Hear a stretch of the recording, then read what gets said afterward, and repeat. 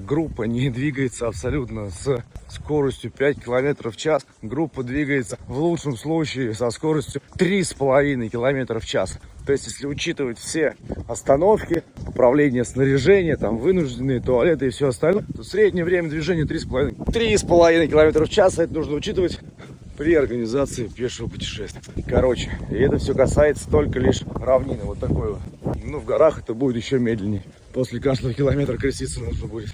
Идем дальше.